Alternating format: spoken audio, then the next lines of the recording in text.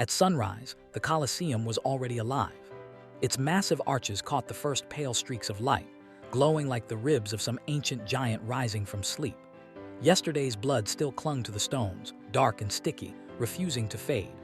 Beneath the stands, long before most spectators arrived, the vendors were already shouting, hawking olives, bread, dates, cheap wine, anything that could be sold to a restless crowd hungry for spectacle before the games even began. Their voices echoed through the corridors, mixing with the smell of sweat, metal, and dust. Beyond the iron gates, the real preparations lurked. Handlers armed with poles and burning torches forced half-starved predators into position. Lions from Africa with ribs protruding like curved blades paced in agitation. Panthers clawed at the bars until their nails split. Elephants stomped in rage, trumpeting loud enough to rattle the chains. From the tunnels came the relentless clang of swords, sharp, decisive, cold. These were not practice swings. They were final tests meant to ensure that the steel would kill cleanly and quickly when released into the arena. And above this enormous machinery, a low hum grew into a stadium-wide roar. Tens of thousands of Romans poured in, filling the stone seats row by row, their voices merging into a single throbbing pulse.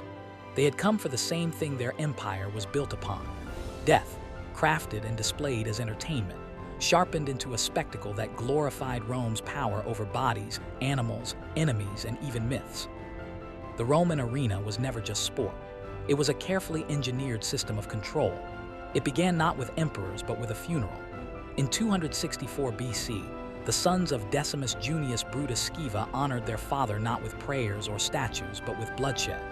They armed 3 pairs of slaves and forced them to fight to the death in the Forum Boarium, a grim cattle market that stank of dung and smoke. This early spectacle, called a munus, was meant as a duty to the dead, but it planted a seed that would later grow into the greatest theater of violence the world had ever seen. Its roots stretched back even further. In ancient Campania, warriors were slain at graves to appease restless spirits. Over time, this killing transformed into ritual combat. Death no longer claimed random victims, it demanded chosen fighters. The Samnites, rivals of early Rome, held such contests often, and once Rome conquered them, the tradition came with the victory. For Roman elites, burying a man with treasures displayed wealth. Burying him with bloodshed displayed power. The more extravagant the violence, the more honored the deceased, and the more respected the family. But funerals were only the beginning. By the 3rd century BC, Roman leaders saw that these bloody contests could do far more than honor ancestors. They could manipulate public opinion. Religious festivals once meant for Jupiter and Mars began including gladiatorial fights. Officially, these were offerings to the gods, but the people knew the truth. The fights were designed to make citizens cheer for the leaders who paid for them. Even the gladiators' armor told political stories. Early fighters wore the styles of Rome's conquered enemies: the Samnite with his heavy shield, the Thracian with his curved blade and crested helmet, the Gaul with his broad sword. Watching them bleed was like watching Rome's victories replayed in miniature. The message was unmistakable. Rome conquered, Rome controlled, Rome decided who lived and who died. As the years passed, death became propaganda. The wooden stands used for early shows were replaced by permanent stone amphitheaters, massive temples to violence where thousands gathered at once. The games no longer belonged to mourning families. They belonged to the state. Each drop of blood whispered the same message. Rome's domination extended to all things: men, beasts, and even the rituals of death. Then came the animals. Rome's hunger for spectacle grew so enormous that humans alone were not enough. Exotic beasts were dragged from every corner of the known world. Lions from North Africa, leopards from the Caucasus, crocodiles from Egypt, bears from the mountains, wolves from the forests, even the first giraffe ever seen in Europe. These Venetian, staged hunts were not about skill or survival. They were demonstrations of domination. Julius Caesar proved this in 46 BC when he paraded a giraffe through Rome. Crowds stared in awe. Rome named it a camel leopard, and then Caesar threw it into the arena to die. When the Colosseum opened in AD 80 under Titus, the empire outdid itself. More than 9,000 animals were slaughtered in a single festival. Archaeologists have uncovered bones showing signs of starvation, proof that lions, bears, and panthers were deliberately weakened to ensure quick, bloody kills. Even elephants, once feared by Rome during Hannibal's wars, were marched into the arena and butchered for entertainment. Behind this spectacle was a massive hidden operation. Trappers risked death capturing wild beasts. Caravans dragged cages through deserts. Ships floated predators down the Nile. Handlers kept them alive just long enough to meet their staged deaths. Seeing a panther in the wild was dangerous. Seeing one leap from a cage toward a defenseless victim in an arena of 50,000 screaming spectators, that was Rome displaying its dominion over nature. Some emperors turned the hunts into personal stages. Commodus, obsessed with performance, entered the arena dressed as Hercules, slaughtering animals chained or crippled to guarantee victory. He wanted to look divine, but everyone could see the truth, a fragile ego hiding behind a costume. Yet they still cheered, because silence before an emperor could be fatal. And all the while, a quieter tragedy unfolded outside the city. Ancient writers like Pliny the Elder warned that lions, leopards, elephants, and countless other species were disappearing from their homelands, wiped out by decades of Roman slaughter. The Colosseum was not only a theater of death, it was an ecological catastrophe. Meanwhile, the gladiatorial combats themselves became increasingly twisted. The idea of two evenly matched warriors fighting with honor was mostly myth. Rome thrived on imbalance, tension, and cruelty. Prisoners and condemned criminals were shoved into the arena armed with wooden swords and ridiculous costumes, forced to face trained killers. Their deaths were disguised as sport. The weapons and roles were designed for spectacle. The retiarius fought with a net and trident facing the secutor, whose smooth helmet was crafted specifically to deflect the net. The duel was a living riddle. Would the net catch, or would the sword cut first? Matches were often scripted, even if the audience pretended otherwise. The scale grew grotesque. Sometimes one gladiator fought several opponents. Other times entire units clashed like miniature armies. As novelty faded, Rome pushed boundaries further. Women entered the arena as gladiatrices, fighting dwarves, animals, or each other. Their presence blurred gender lines but reinforced Rome's ultimate message.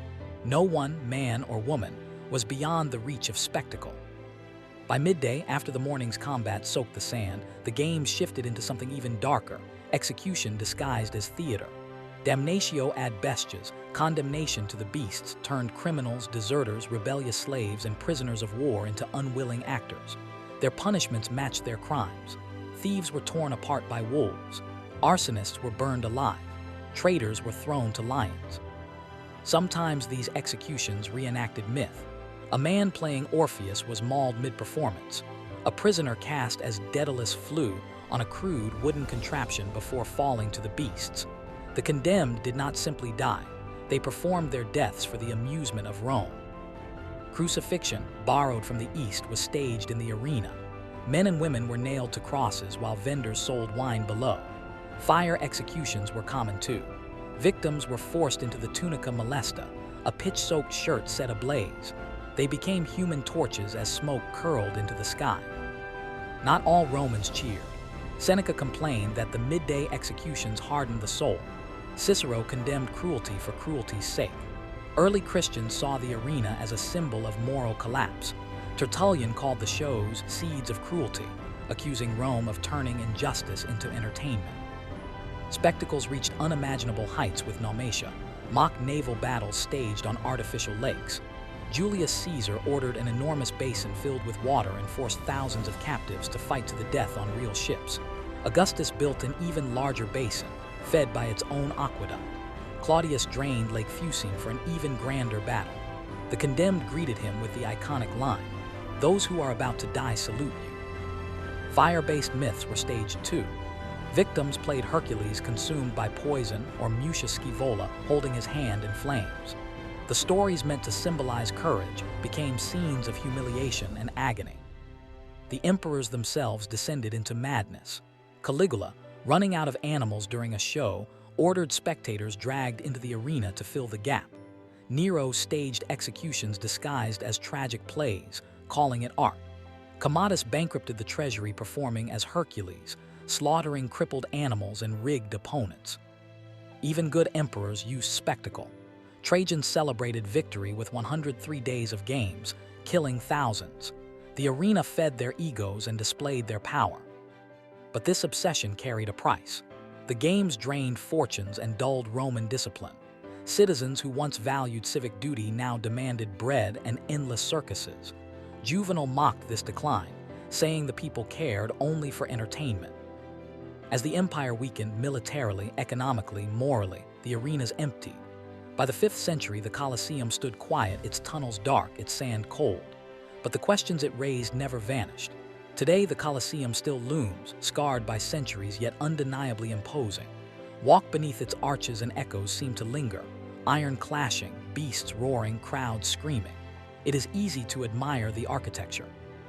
Harder is to face the truth carved into every stone, cruelty rehearsed until it felt ordinary. Rome's arenas were not built for entertainment alone. They shaped how citizens thought, obeyed, feared, and served the empire.